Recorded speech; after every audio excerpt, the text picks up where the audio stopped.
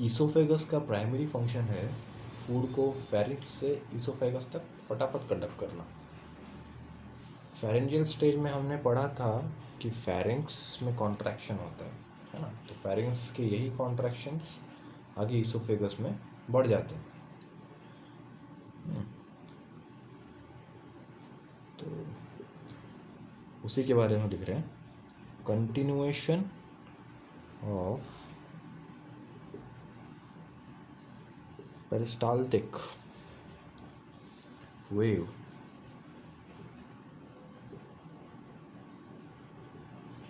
that begin in the pharynx, जो pharynx में शुरू हुआ था उसका continuation and spread to esophagus, spread into the esophagus। ठीक है, तो ये जो कंटिन्यूशन हो रहा है ना, किसका कंटिन्यूशन हो रहा है? ये फेरेंजियल कॉन्ट्रैक्शंस का, जो हमने कहाँ पढ़ा था? फेरेंजियल स्टेट में पढ़ा था। ठीक है, फेरेंजियल स्टेज ऑफ स्वॉलोइंग में पढ़ा था। ठीक है, तो ये जो कंटिन्यूशन है, इस तरह के जो वेव्स आगे बढ़ रहे हैं इसोफेगस में, ठीक है, इन्हें हम बोलते हैं, इट्स कॉल्ड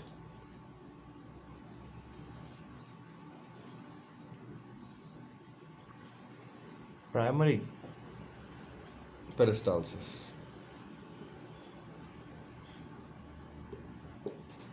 ठीक है, इस वेव को फेरिंक्स से, इस वेव को फेरिंक्स से स्टमक तक,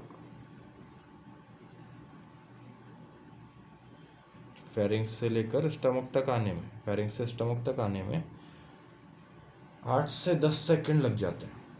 लेकिन अगर अपराइट सीधे पोजीशन में बैठकर कुछ आपने खाना खाया, स्वॉलो किया, तो उसे स्टमक तक ट्रैवल करने में सिर्फ 5 से 8 सेकंड लगते हैं। ठीक है, वेव को पहुंचने में लग रहा है 8 से 10 सेकंड, लेकिन अगर हम फूड स्वॉलो कर रहे हैं तो एक्चुअल में हम देख रहे हैं उसे लग रहा है सिर्फ 5 से 8 सेकंड। ठीक है, इसका मतलब कोई ना कोई तो है जो वेव को असिस्ट कर रहा है। यहाँ ग्रेविटी का असिस्टेंस है। ऐसा क्यों हुआ? फूड पेरिस्टाल्टिक वेव से भी जल्दी कैसे स्टमक में पहुंच गया? Because of additional effect of gravity. ठीक है ना, तो एक एडिशनल इफेक्ट भी रहता है, additional effect of gravity.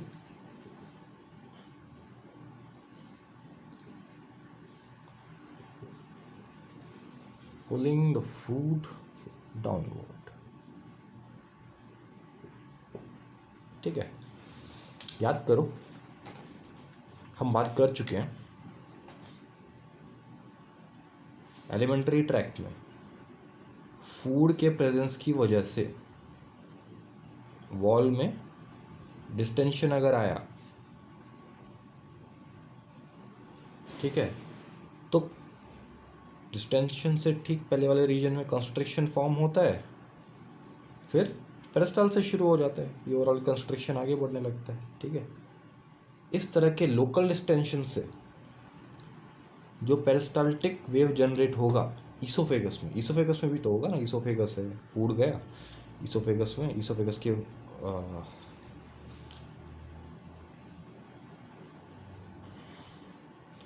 Oesophagus के वॉल में फूड के प्रेजेंस की वजह से अगर डिस्टेंशन आया, ठीक है, डिस्टेंड हो गया, तो उस वजह से भी तो पेरिस्टाल्टिक वेव जनरेट होगा। हम पहले बात कर चुके हैं पुराने वीडियोस में। ठीक है, तो इस तरह के पेरिस्टाल्सिस को हम बोलेंगे सेकेंडरी पेरिस्टाल्सिस। ठीक है, तो सेकेंडरी पेरिस्टाल्सिस क्या होता है? सेकेंडरी पेरिस्टाल्सिस, ठीक है, क्यों हुआ? Generated due to local distension of esophageal wall।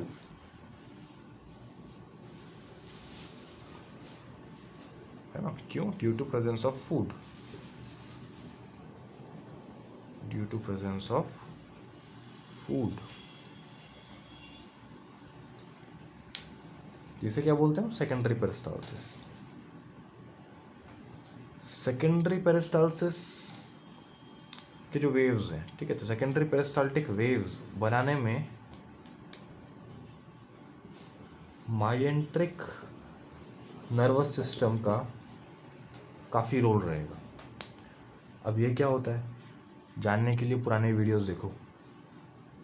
Pharyngeal contraction से जो पेरिस्टाल्टिक वेव्स बना वो प्राइमरी है, ईसोफेगस के डिस्टेंशन से जो पेरिस्टाल्टिक वेव बना वो सेकेंडरी है, ठीक है, समझ गए?